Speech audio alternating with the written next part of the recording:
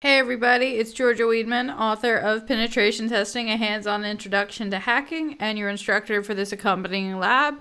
So today we're going to look at port scanning yet again. This is our last port scanning. This will be our fourth, but we're going to look at something a little bit different this time. We're going to use proxy chains to maybe access some things that technically we shouldn't necessarily be able to access, which is kind of fun, right?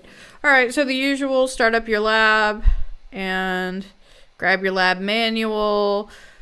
Usual suspects on IP addresses. Our target is going to be .3. Your IP address is going to be different than mine, so make sure that you type in the correct IP addresses for your lab environment. So our flags for this one: on which port is the Apache service running on the local host interface of the target machine? So that may be the key there, the local host interface.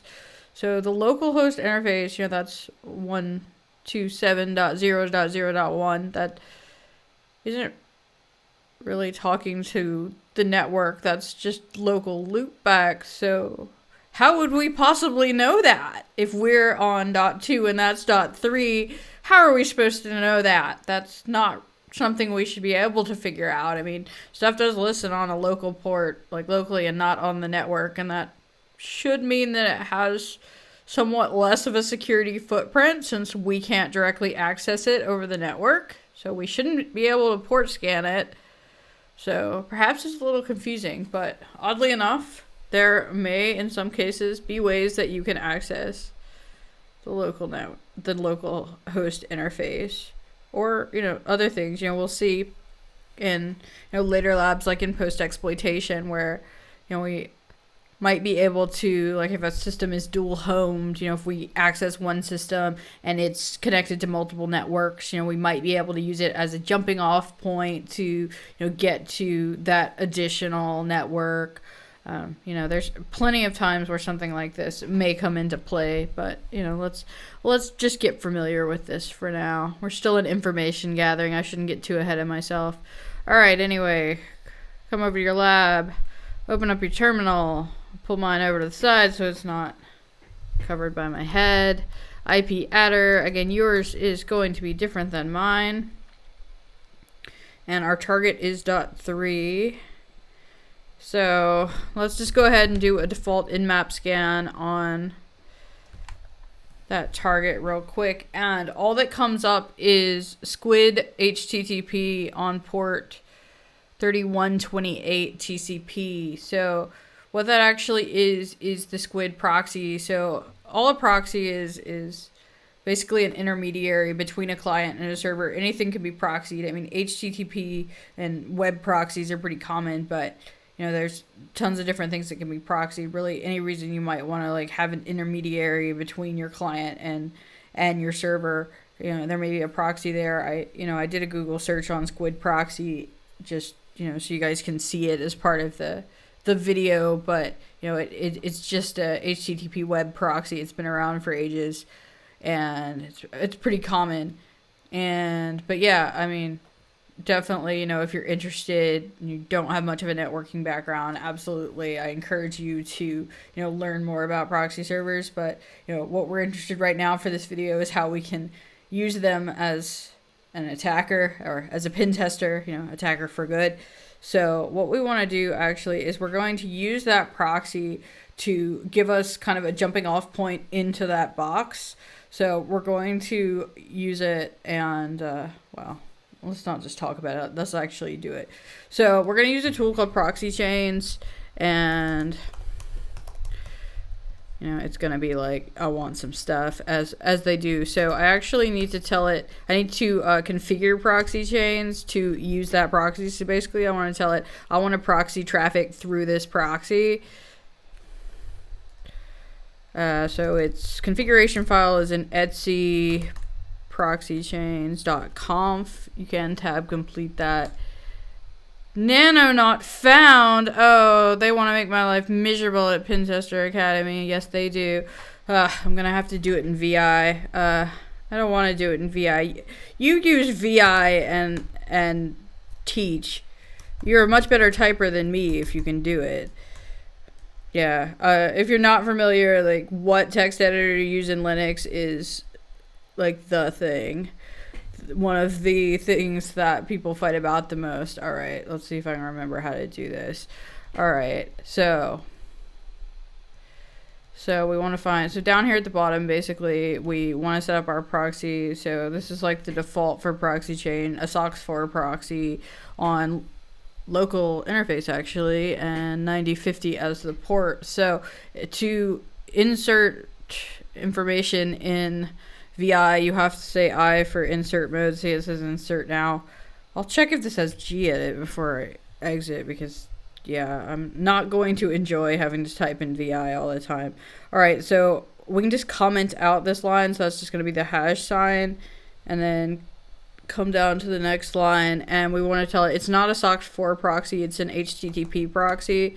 So we want HTTP, and then we want the IP address, which let me just open up another terminal. I should have thought of this better. So let me just do the nmap again, because I can't remember these things. All right, luckily it's fast. All right, so we want it to use an HTTP proxy on IP address. Again, your IP address will be different. Make sure you put that in as the correct, whatever your target IP address is. So the .3, and then the port is 3128. So basically, we're just telling Proxychains to proxy traffic through using the HTTP proxy protocol through that IP address on that port. All right, so escape to get out of insert mode. This is not a class on how to use VI, but I was not expecting this. I guess I should have. And then in order to get out of this, you want to do a colon, so shift and the semicolon, colon, and then you want to write the changes. That's W, and then Q to quit. All right, Nano would have been much easier, but you know, I think VI, I'm not sure why VI is so popular. Sure, VI is fine, but for teaching and videos and things, I think Nano is easier because you just type. But, you know, you should know VI if you're going to be command line person, I guess. Anyway, all right, so that was just our setup of Proxychains. So now what we want to do, so now we can just put the command Proxychains in front of any of our other commands. So it will basically run our commands and then run them like through the Proxychains setup. So then what we can do is actually run nmap through Proxychains. Remember what our flag is that it wants to know what the port the Apache service is running on the localhost interface, localhost 127.0.0.1. That's not listening on the network, so we can't nmap scan it directly, but we may be able to use that proxy to do it. So it can basically use that proxy as a jumping off point to get to the local interface and potentially access ports that we have no business being able to see. So kind of scary if you think about it. Anyway, so we can just do our like normal nmap from there, and it'll just run it through Proxychains once we did that setup.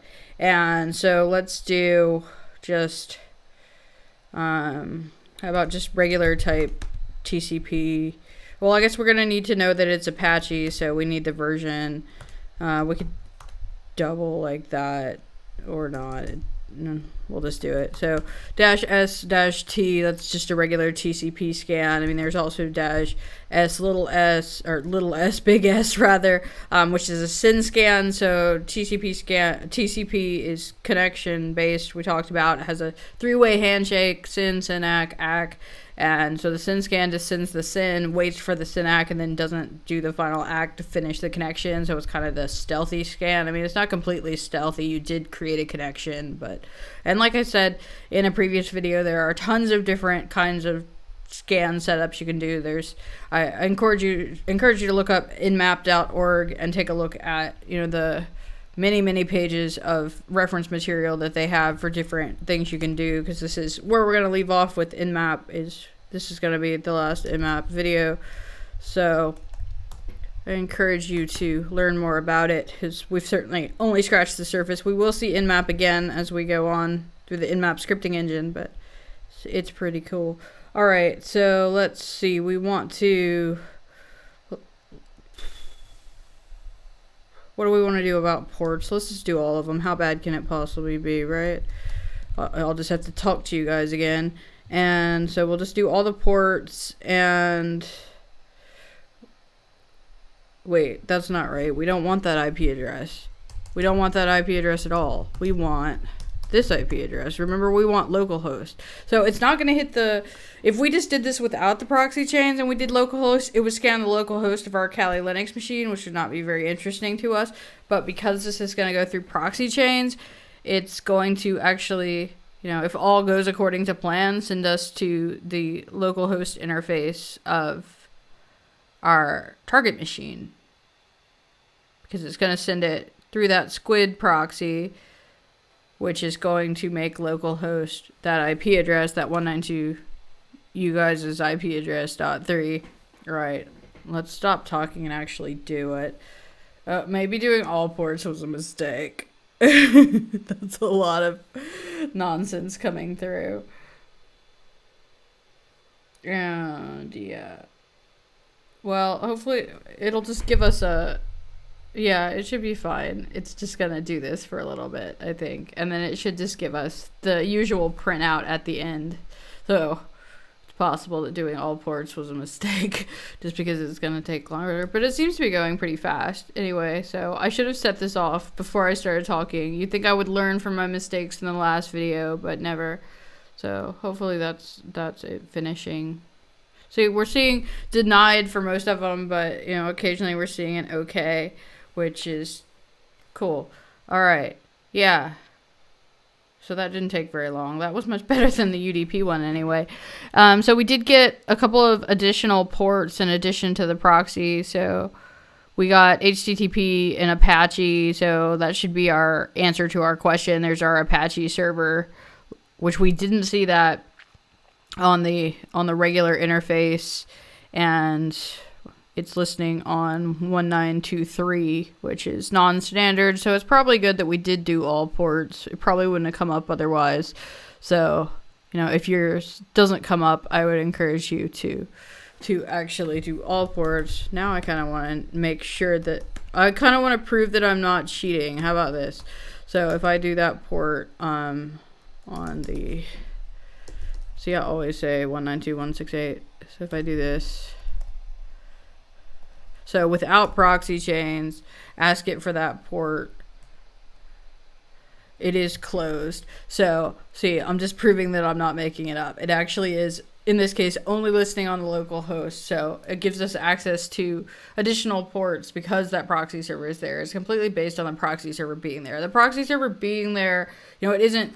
Don't think every time you see a proxy server that, oh, it's created all these amazing security vulnerabilities. It won't always be the case, but it's certainly, you know, worth checking out to see what you can see if you use the proxy that you couldn't see before. And as I mentioned, you know, it may come up in post-exploitation, you know, using proxy chains to, you know, jump from one network to another or see additional interfaces and things like that. So it's definitely something to keep in mind. You know, it won't come up every day, but you know, it's definitely an exercise worth knowing. So that's all for this time, and I will see you guys next time.